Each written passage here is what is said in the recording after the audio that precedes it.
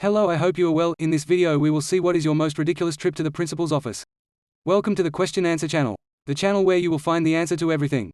I thank Dave Concilio, Denise Williams, Brady Jones and Eric Wolfsbane for answering this question. We'll start with Dave Concilio's first answer. I remember it like it was yesterday. It was the fall of 2015. I had been teaching for more than 15 years at the time.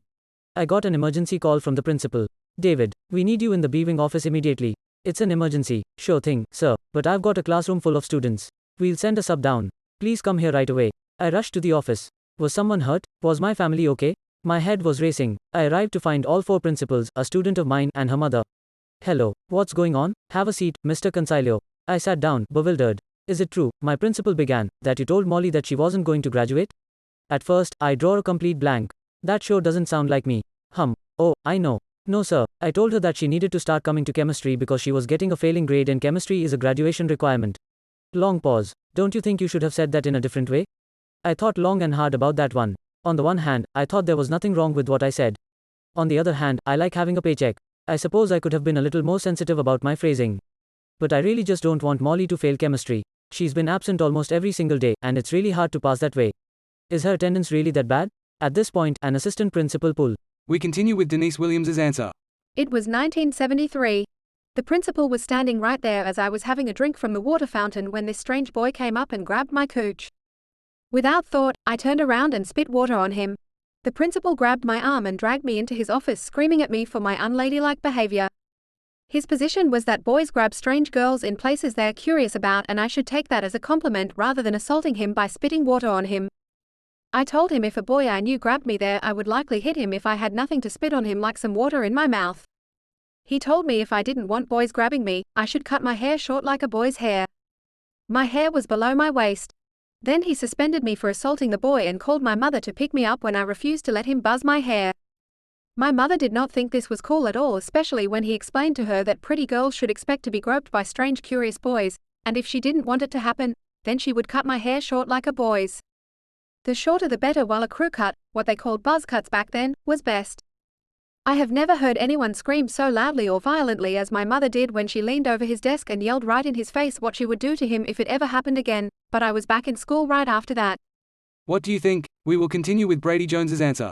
I told a kid that I didn't want to be his friend anymore.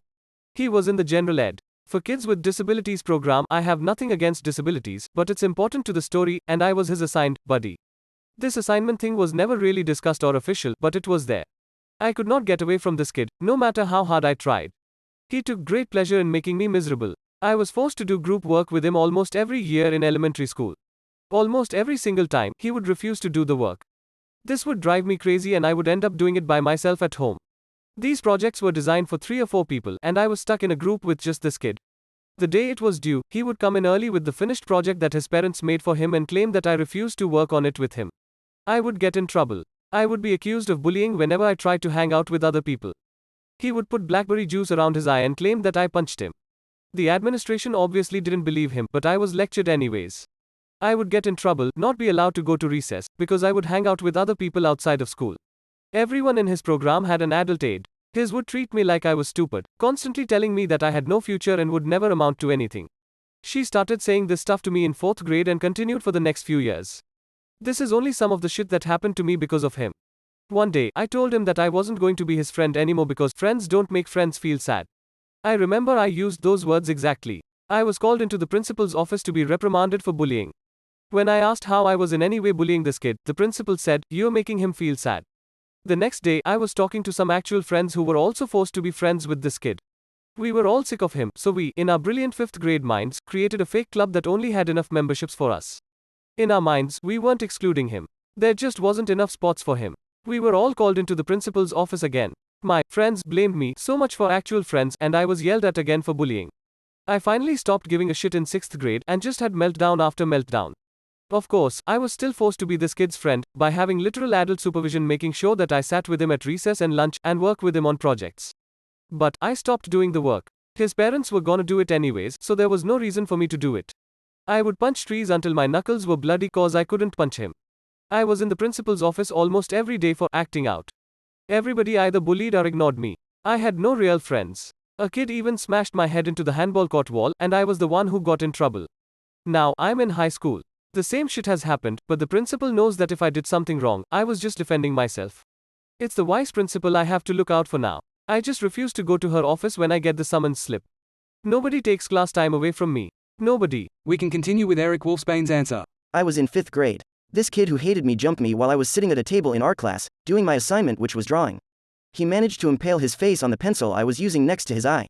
Foreseeable outcome, but he was a moron. So I got hauled to the principal's office. He proceeds to grill me about what happened, intimating it was my fault. I was pissed off about this. I hit him with, I don't have a clue what happened. Why don't you ask my friend, who was sitting across the table? He might be able to tell you. I'm not feeling well. My head hurts. I think I hit in on the floor. Why don't you call my mother to come and pick me up?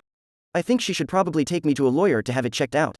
The look on his face was priceless when he had the realization about what I was really suggesting. This is the end of the video. Thank you for staying until the end. If this answer helps you, please help us too by leaving a like and subscribing to this channel. It allows us to move forward on YouTube. We are coming to the end of this video. Share your views on this question in the comments. See you next time.